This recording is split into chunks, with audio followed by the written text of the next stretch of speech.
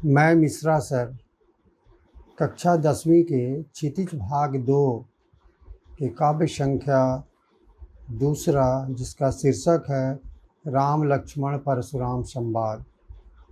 इसके पहले पैराग्राफ की चर्चा मैं कल कर दिया था। हालांकि मैं कल ही दूसरे पैराग्राफ की चर्चा करने वाला था, उसका उत्तर बताने वाला था, लेकिन बहुत सारे बच्चों का निवेदन आया कि नहीं, पहले पैराग्राफ की चर्चा एक बार और कर दें। इसीलिए मुझे नए सिरे से कल पहले पैराग्राफ की चर्चा करनी पड़ी और आज मैं दूसरे पैराग्राफ की चर्चा कर रहा हूँ। फिर बच्चों को मैं ये बात बता देना चाहता हूँ, ये दोहरा देना चाहता हूँ, क्योंकि हमारे भारतीय संस्कृति से जुड़ी हुई बातें हैं कि ये जो हम पढ़ने जा रहे हैं काव्य राम लक्ष्मण परशुराम संवाद, ये तुलसीदास कृत रामचरितमानस के बाल कांड के 271वें से 276वें दोहा के बीच से लिया गया है। आप बच्चों को इस बात की भी जानकारी होनी चाहिए कि हमारे हिंदू सभ्यता और संस्कृति में हमारे ग्रंथों का क्या मोल है, क्या महत्व है और किस खंड से इसको लिया गया है। मुझे पूर्ण विश्वास है परीक्षा में आप इतनी बातों को लिखेंगे तो निश्चित रूप से आपके अंक बढ़ेंगे। अब मैं आपका ज़्यादा समय नहीं लूँगा और आगे बढ़ता हूँ कि आज दूसरे पैराग्राफ की मैं चर्चा कर रहा हूँ। बच्चे ध्यान से सुनेंगे, जितने ध्यान से सुन पाएंगे मुझे पूर्ण विश्वास है कि आप अच्छे से समझ पाएंगे। चलिए मैं शुरू करता हूँ। लखन कहा हसी हमरे जाना, सुनहु देव सब धनुष समाना। मैं एक एक पंक्ति की चर्चा कर रहा हूँ, उसको स्पष्ट करते जा रहा हूँ ताकि आपके मना मस्तिष्क में वो भली भांति समाहित हो सके और आप समझ सकें। लखन कहा हसी हमरे जाना, सुनहु देव सब धनुष समाना। परशुराम मुनि की बात सुन करके लखन लाल जी ने यानी लक्ष्मण जी ने व्यंग पूर्वक वाणी में उत्तर दिया। हंस कर कहा, लखन कहा हसी हमरे जाना। यहाँ बच्चे देखेंगे हंसी में ह पर चंद्र बिंदु नहीं है, यानी हंसना जब लिखते हैं मुस्कुराना तो ह पर चंद्र बिंदु रहता है, लेकिन यहाँ ह में ऊपर चंद्र बिंदु नहीं है। इसीलिए ऐसे हंसी को व्यंग पूर्वक हंसी कहा जाता है। स्मरणीय है कि यहाँ लक्ष्मण और परशुराम संवाद में लक्ष्मण जी ने हर जगह व्यंग पूर्वक ही अपनी वाणी का प्रयोग करते हैं, जिससे वो परशुराम मुनि के अभिमान को तोड़ सकें। और यहाँ भी लखनलाल जी व्यंग पूर्वक यानी उपहास करते हुए परशुराम जी का अभिमान तोड़ने का प्रयास किया है और उनके बात का उत्तर देते हुए कह रहे हैं कि हे देव, सुनहु देव सब धनुष समाना। हे मुनिवर, हे देव, मेरे नज़र में तो सारे धनुष एक ही समान हैं। हो सकता है कि आपकी नज़र में दो धनुषों के बीच में कोई अंतर स्पष्ट होता हो, धनुष या धनुई के बीच में कोई अंतर लगता हो, लेकिन मेरे समझ में तो विश्व के सारे धनुष एक ही जैसे हैं, क्योंकि उनकी बनावट एक ही जैसी होती है और सारे धनुष से कार्य भी एक ही किए जाते हैं। इसलिए लखनलाल जी ने कहा कि हे मुनिवर, आप नाराज न हो, और क्योंकि मेरे नज़र में मेरे समझ से सारे धनुष एक समान ही होते हैं, इसलिए ये एक धनुष टूट गया तो फिर आप इतना नाराज़ क्यों हो रहे हैं? आपकी नाराज़गी शोभा नहीं देती है। अगली पंक्ति पर चलते हैं। का क्षति लाभ जून धनु तोरे, देखा राम नयन के भोरे। जून मतलब होता है पुराना। आप बच्चों को बता दें, यहाँ जून में श्लेष अलंकार है। यहाँ जून में श्लेष अलंकार है। पठन पाठन के क्रम में मेरे विचार से जो भी बातें आएँ उसको जान लेना ज़्यादा समझदारी है। यहाँ पर श्लेष अलंकार की चर्चा की गई है। श्लेष अलंकार की परिभाषा होती है कि जब एक ही शब्द से कई अर्थ निकलें या एक ही शब्द में कई अर्थ चिपके हों, उसे हम श्लेष का अर्थ होता है चिपकना, यानी कि एक ही शब्द में कई अर्थ चिपके हों, यानी कि एक शब्द के कई अर्थ निकलते हों, उसे हम श्लेष अलंकार कहते हैं। यहाँ पर जून का 3 अर्थ होता है। जून का जून महीना, जून का अर्थ होता है पुराना, और तीसरा उसका अर्थ होता है जून मतलब निश्चित समय। लेकिन यहाँ जो जून दिया गया है, यहाँ पुराना शब्द से तात्पर्य है, इसका संबंध पुराने से लिया गया है। लखनलाल जी कहते हैं कि का क्षति लाभ जून धनु तोरे, देखा राम नयन के भोरे। लखनलाल जी कहते हैं, हे मुनिवर, कि यदि मेरे भैया श्री रामचंद्र जी के हाथ से यदि ये पुराना धनुष टूट ही गया तो इससे क्या लाभ हानि हुआ, क्या नफ़ा नुकसान हुआ? मेरे हिसाब से तो कोई नुकसान तो नहीं हो गया। उसके बाद लखनलाल जी कह रहे हैं, देखा राम नयन के भोरे। नयन का भी 2 अर्थ होता है और नयन में भी श्लेष अलंकार है। एक नयन का अर्थ होता है आँख, दूसरे नयन का अर्थ होता है नया। और लखनलाल जी कहते हैं, मेरे भैया श्री रामचंद्र जी ने जब अपने नयनों से नया समझ करके उसे देखा और उसी वेग से उन्होंने उठाने का प्रयास किया, तब तक वो अचानक टूट गया, क्योंकि वो पुराना था, देखने में नया लग रहा था। इसीलिए उन्होंने नया समझ करके नए की भांति उन्होंने उठाया, लेकिन वो पुराना था इसलिए टूट गया। यानी लखनलाल जी के कहने का तात्पर्य ये है कि मेरे भैया श्री रामचंद्र जी के हाथों से पुराना धनुष टूट गया तो मैं इससे कोई लाभ हानि नहीं देख रहा हूँ, कोई नफ़ा नुकसान नहीं लग रहा है, जबकि उन्होंने इसे नया समझ करके उठाया था और उठाने के क्रम में पुराना होने के चलते अचानक टूट गया। आगे बढ़ते हैं। छुअत टूट रघुपति ही न दोषु, बिनु कुछ मुनि बिनु काज करिय कतरोसु। छुअत टूट रघुपति ही न दोषु, मुनि बिनु काज करिय कतरोसु। आगे लखनलाल जी कहते हैं, हे मुनिवर, जैसे ही रघुपति श्री रामचंद्र जी को बोलते हैं, जैसे ही मेरे भैया श्री रामचंद्र जी ने उस धनुष को स्पर्श किया, छुअत टूट, जैसे ही छुए स्पर्श किए वो टूट गया। उस पर उन्होंने अपने की शक्ति का प्रहार नहीं किया, उन्होंने शक्ति नहीं दिखाई, जैसे ही स्पर्श किया, छुआ, छूते ही वो टूट गया। यानी कि लखनलाल जी के हिसाब से वो धनुष इतना पुराना था कि जैसे ही वो छुए वो टूट गया। इसको दूसरे अर्थों में भी लिया जा सकता है कि रामचंद्र जी के बाहुबल में इतनी विशेष शक्ति थी कि जैसे ही स्पर्श किए यो शक्ति का संचार हुआ और तुरंत धनुष टूट गया। छुअत टूट रघुपति न दोषु, जैसे ही स्पर्श किए टूट गया। इसमें रघुपति यानी श्री रामचंद्र जी का कोई दोष नहीं है मुनिवर। मुनि बिनु काज करिय कतरोसु। हे मुनि जी, हे मुनि जी, हे मुनिवर, हे महात्मा, आप व्यर्थ में नाराज क्यों हो रहे हैं, व्यर्थ में गुस्सा क्यों कर रहे हैं? जानबूझ करके तो उन्होंने तोड़ा नहीं, उस पर उन्होंने अपनी शक्ति की आजमाइश की नहीं, वो तो जैसे ही स्पर्श किए धनुष टूट गया।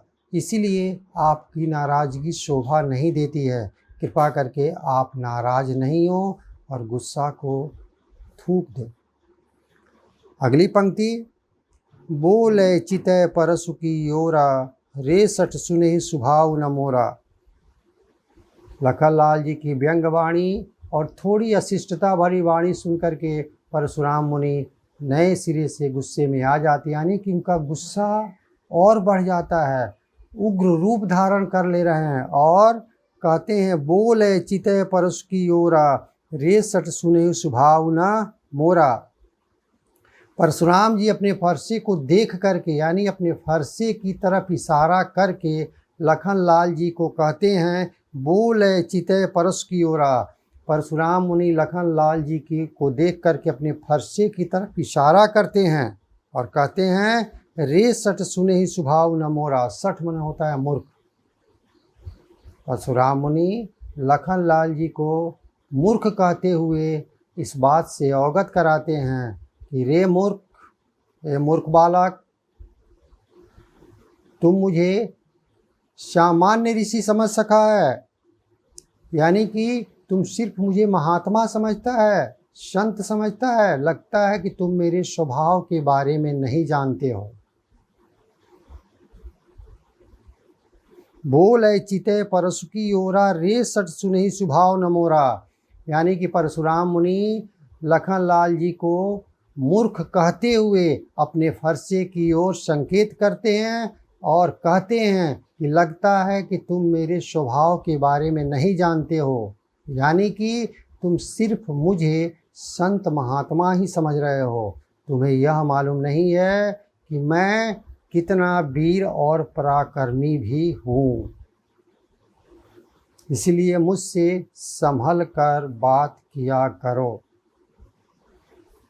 अगली पंक्ति में क्या चर्चा है? बालक बोली बधौ नहीं तोई, केवल मुनि जड़ जा नहीं मोही। आगे परशुराम मुनि क्रोध में बोल रहे हैं, बालक बोली बधौ नहीं तोई, मैं तुम्हें बालक समझ करके तुम्हारा वध नहीं कर रहा हूँ। तुम बालक हो, मेरे आगे बहुत छोटे हो, मेरे आगे तुम्हारा जन्म हुआ है, इसीलिए बालक का, बच्चों का दोष माफ़ कर देना चाहिए। यह सोच करके मैं तुम्हें माफ़ करता हूँ, तुम्हारा वध नहीं कर रहा हूँ। केवल मुनि जन जाड़ ही सो जा नहीं सोई, यानी कि और तुम जो हो कि मुझे जड़ यानी कि सामान्य समझ रहे हो, और तुम जो हो मुझे मूर्ख समझ रहे हो। जड़ मतलब होता है मूर्ख। ये मेरी बड़प्पन है, ये मेरी महानता है कि मैं तुम्हें बालक समझ करके तुम्हें क्षमा कर दे रहा हूँ, तुम्हारा वध नहीं कर रहा हूँ। और तुम्हारी अज्ञानता है, तुम्हारी अशिष्टता है कि तुम मुझे मूर्ख मुनि समझ रहे हो। सामान्य संत महात्माओं की तरह तुम मुझे कमज़ोर समझ रहे हो, जो कि ऐसी भूल करने का दुस्साहस तुम मत करो, ये तुम्हारी अज्ञानता है। आगे क्या चर्चा हो रही है? बाल ब्रह्मचारी यति कोई, विश्व विदित क्षत्रिय कुलद्रोही।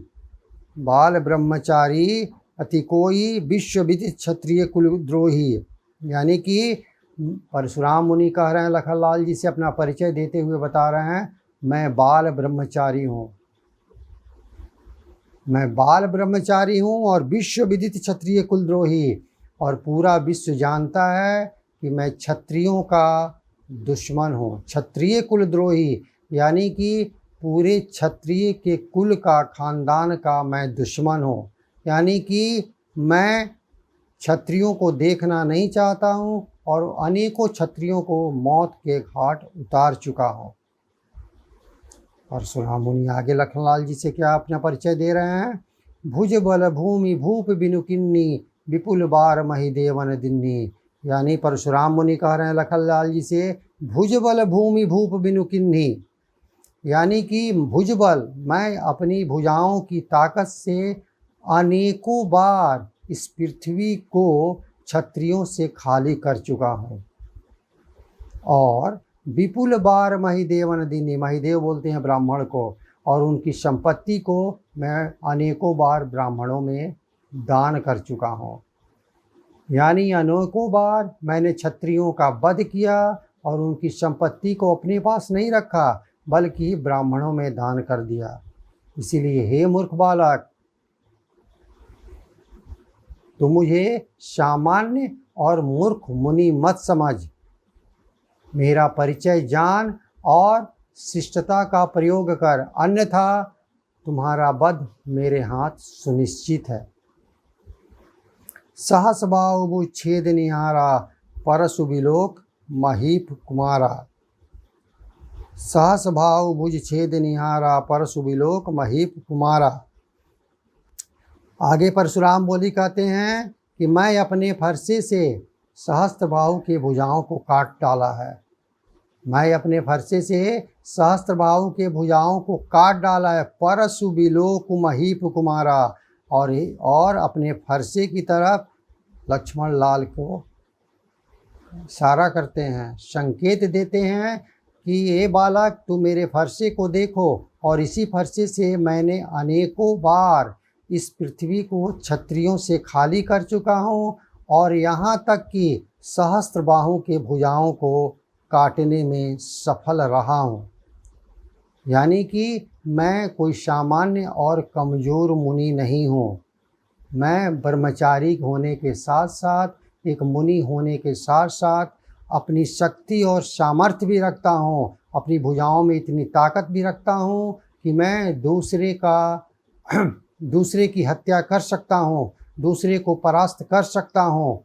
और इसीलिए मैंने सहस्त्र बाहों को अनेकों बार अपने फरसे से काट डाला है। इसीलिए हे राजपुत्र, तुम अशिष्टता मत करो और शिष्टता पूर्वक हमसे वार्तालाप करने का प्रयास करो। आगे परशुराम मुनि क्या कहते हैं गुस्से में, मातु पिताई जन सोच बस करसी महिष किशोर, गर्भन के अर्भक दलन परशु मोर अतिभोर। यानी कि परशुराम मुनि कहते हैं, हे राजा के पुत्र, तुम अपने माता पिता के सोच में मस कर डाल। तो अपने माता पिता को चिंतातुर मत कर, चिंता में मत डाल। मातु पिता ही जन सोच बसा करसी महिष किशोर, यानी कि अपने माता पिता को सोच में मत डालो, क्योंकि अब तुम ज़्यादा शिष्टता करोगे तो मुझसे बर्दाश्त नहीं होगा, और मैं अपने फरसे से तुम्हारे सर को अलग कर दूंगा, और जो तुम्हारी मृत्यु हो जाएगी, हत्या हो जाएगी, निश्चित रूप से तुम्हारे माता पिता चिंतातुर हो जाएंगे, शोकाकुल हो जाएंगे और सोच में पड़ जाएंगे। इसीलिए मैं तुम्हें चेतावनी देता हूँ कि तुम अपनी वाणी पर लगाम दो और शिष्टतापूर्वक बात करो, अन्यथा तुम्हारे वध कर दूंगा और तुम्हारे माता पिता सोच में पड़ जाएंगे, चिंतित हो जाएंगे।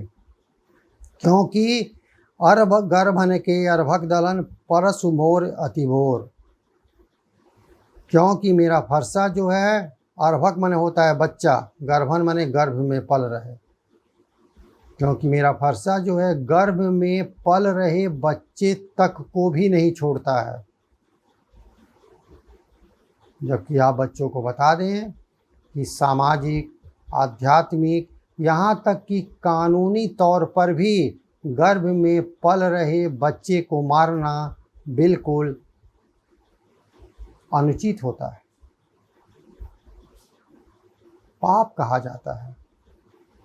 यही कारण है कि किसी गर्भवती महिला को फांसी की सज़ा सुना दी जाती है, और बाद में उसे पता चलता है कि न्यायालय को कि गर्भवती है, तो जब तक कि वो मां नहीं बन जाती है, बच्चे को जन्म नहीं दे देती है, बच्चे का संपर्क उससे टूट नहीं जाता है, तब तक उस मां को फांसी नहीं दी जाती है। क्योंकि जब उसको फांसी दी जाएगी तो मां के साथ साथ एक भ्रूण की भी हत्या हो जाएगी, उस बच्चे की भी मृत्यु हो जाएगी, जो किसी भी दृष्टिकोण से उचित नहीं है। लेकिन इससे भी आगे बढ़ कर के परशुराम मुनि ने लखन लाल को चेतावनी दिया है कि तुम नहीं जानते हो मेरी वीरता के बारे में, मेरे पराक्रम के बारे में नहीं जानते हो, मेरे क्रोध के बारे में नहीं जानते हो, कि जब मैं अपने फरसा उठा लेता हूँ तो सामान्य व्यक्ति तो सामान्य है, मैं गर्भ में पल रहे बच्चे तक को भी नहीं छोड़ता हूँ। इसीलिए हे राजा के पुत्र, हे अशिष्ट बालक, तुम अपनी वाणी पर लगाम लगाओ, अन्यथा मेरा फरसा तुम्हारी हत्या करने से कभी भी पल भर के लिए भी नहीं सोचेगा। कहने का तात्पर्य है कि लखन लाल जी व्यंग भरी वाणी में परशुराम मुनि के बातों का उत्तर देते जा रहे थे, और परशुराम मुनि का क्रोध लगातार ऊपर की ओर बढ़ता जा रहा था।